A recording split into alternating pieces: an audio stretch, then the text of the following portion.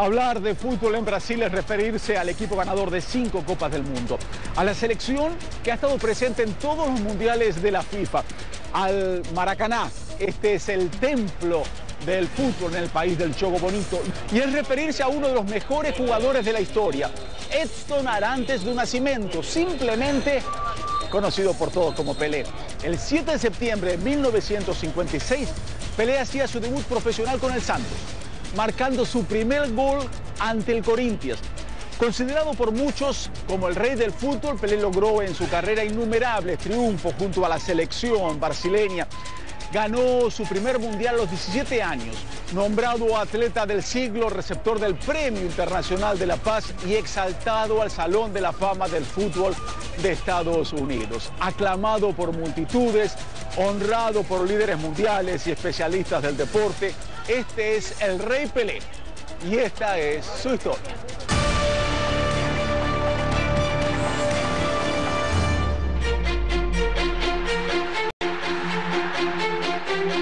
En Brasil, el fútbol está en la sangre y ha sido así por generaciones. Desde las playas de Río de Janeiro hasta los callejones de Sao Paulo, siempre hay alguien jugando.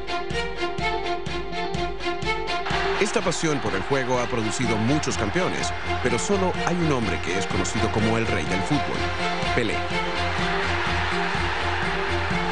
En 1957, en su primer año completo con el Santos y a los 16 años de edad, Pelé fue el campeón goleador del Campeonato Paulista. Durante 9 años consecutivos, fue el máximo goleador de la liga. Llegaba el Mundial de 1958 en Suecia e inmediatamente el joven Pelé fue convocado a la selección brasileña. Mi primer mundial fue cuando tenía 17 años de edad.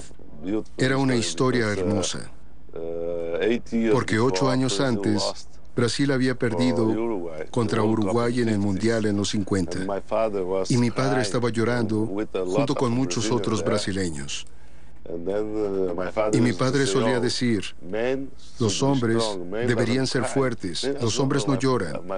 Después vi llorar a mi padre cuando Brasil perdió un juego y le dije, padre, no te preocupes, voy a ganar una Copa Mundial para ti.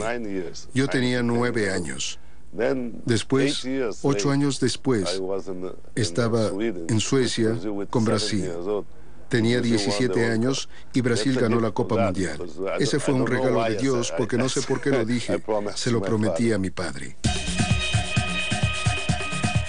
Era la primera Copa de Brasil.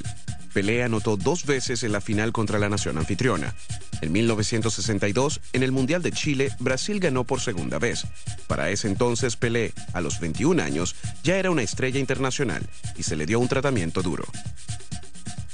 Después de anotar en el primer juego contra México, una lesión limitó su contribución.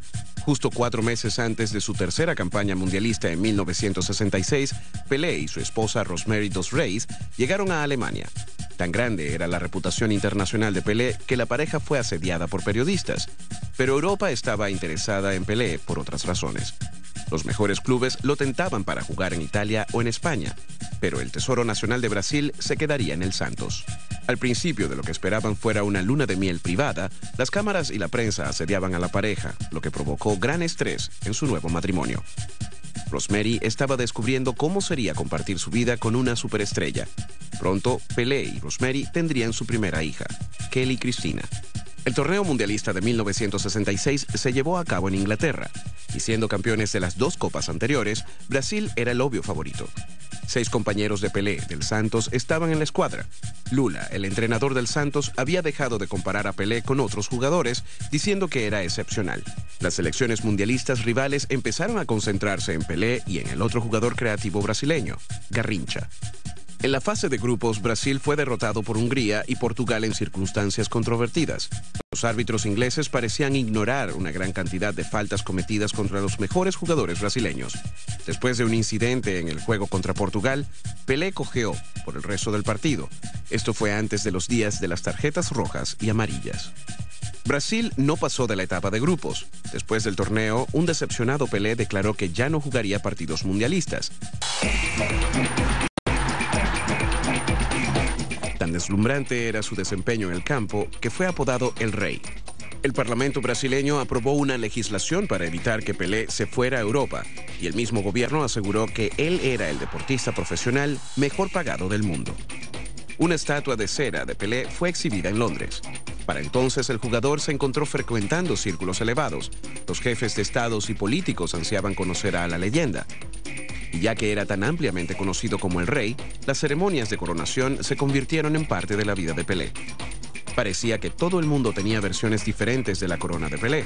Ahora el Santos estaba viajando por el mundo durante las pausas en la temporada local para jugar partidos de exhibición. El efecto de estos juegos era impresionante. Por ejemplo, durante la Guerra Civil de Nigeria, se declaró una tregua para que las personas pudieran ver jugar a Pelé de manera segura. Las Naciones Unidas estaban empezando a tomar nota, especialmente porque Pelé tenía una afinidad con los jóvenes. Pero no todos los partidos de exhibición fueron triunfos. Un partido amistoso jugado en el Campín de Bogotá terminó en una pelea, donde Pelé fue expulsado. Esto provocó una revuelta en el público que lo había ido a ver a jugar. Las autoridades expulsaron al árbitro y readmitieron a Pelé.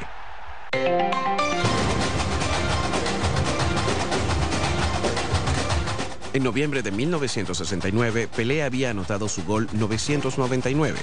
Y en un juego de visitante contra el Vasco da Gama, el público estaba ansioso por ver el milésimo, el gol número 1000 de Pelé. Cuando Andrada, el portero argentino del Vasco, evitó el primer intento de Pelé, el público en el Estadio Maracaná de Río de Janeiro estaba furioso. En el primer tiempo, el Santos perdía 1-0 y Pelé seguía sin anotar. Los del Vasco estaban desesperados por evitar que Pelé metiera el gol, al punto que permitieron un autogol de su defensa para que Pelé no cumpliera su récord. El marcador estaba empatado, pero después de que Pelé fue derribado frente a la portería, el árbitro señaló el punto penal y se hizo historia. 80.000 fanáticos estaban eufóricos y los seguidores del Vasco y del Santos ovacionaron al rey del fútbol. Las rejas alrededor del campo evitaron que los espectadores invadieran la cancha, pero había tantos periodistas y fotógrafos alrededor que para Pelé el momento fue abrumador. En todo Brasil, la gente recordaría en dónde estaba en el momento del milésimo gol de Pelé.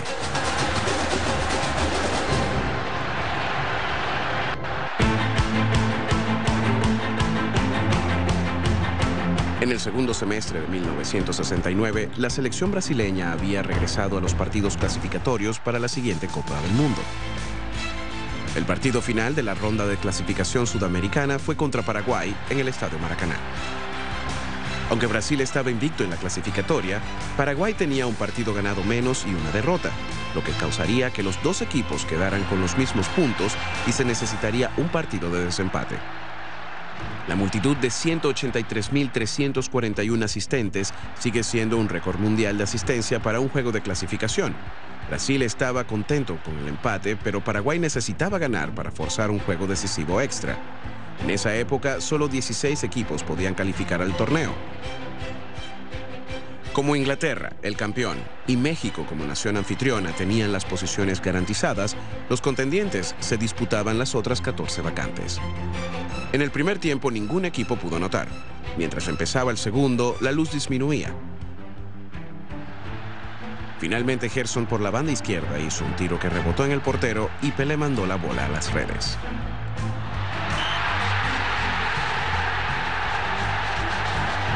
Brasil había llegado a otro mundial. Hasta hoy sigue siendo el único equipo que ha estado presente en todos los mundiales. Pelé no había mostrado señas de continuar con su amenaza de no involucrarse en la siguiente Copa Mundial. Pero el equipo entero estaba consciente de que solo el juego bonito no sería suficiente para llevar a Brasil hasta el último juego.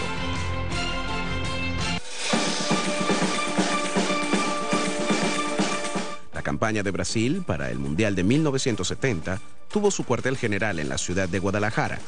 Aunque todos estaban embelesados con los futbolistas estrella, no eran los favoritos. El director técnico João Saldanha, quien había visto al equipo lograr una campaña de clasificación perfecta, había hecho enemigos. Dijo que Pelé y Tostão no jugarían en el mismo equipo, llegando a sugerir que Pelé podría no ser convocado. Saldanha fue despedido y Mário Zagallo se encontró con la misión de ser el director técnico.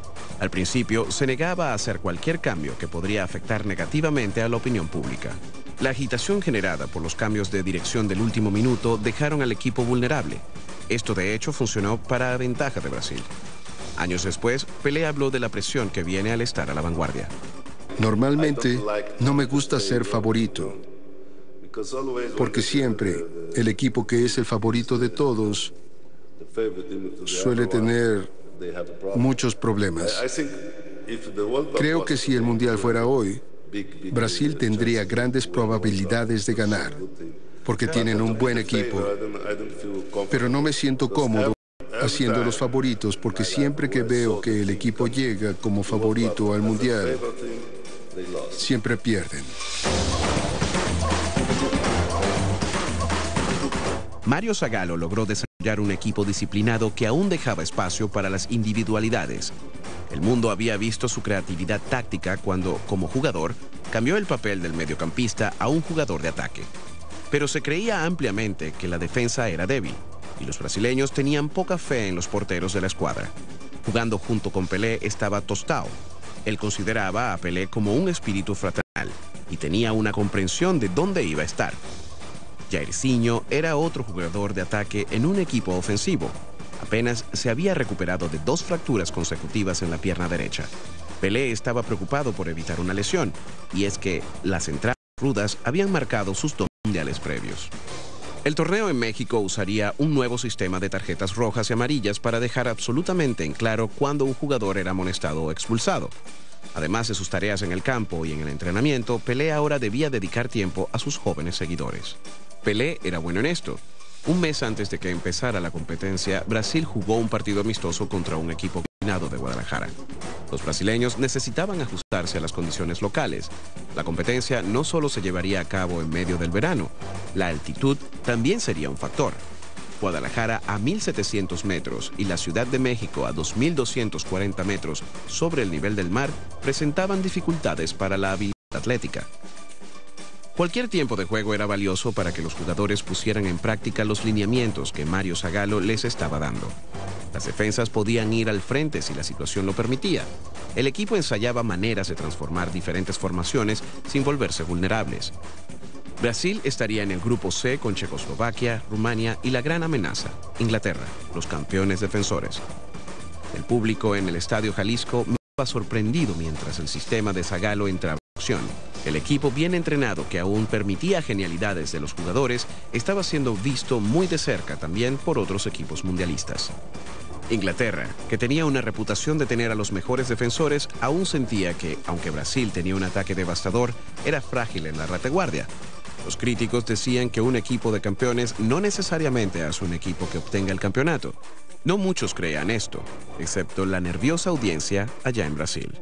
Al final, nadie se sorprendió de que la ciudad de Guadalajara viera ganar a Brasil 3-1 con goles de Rivelino, Clodoaldo y Pelé.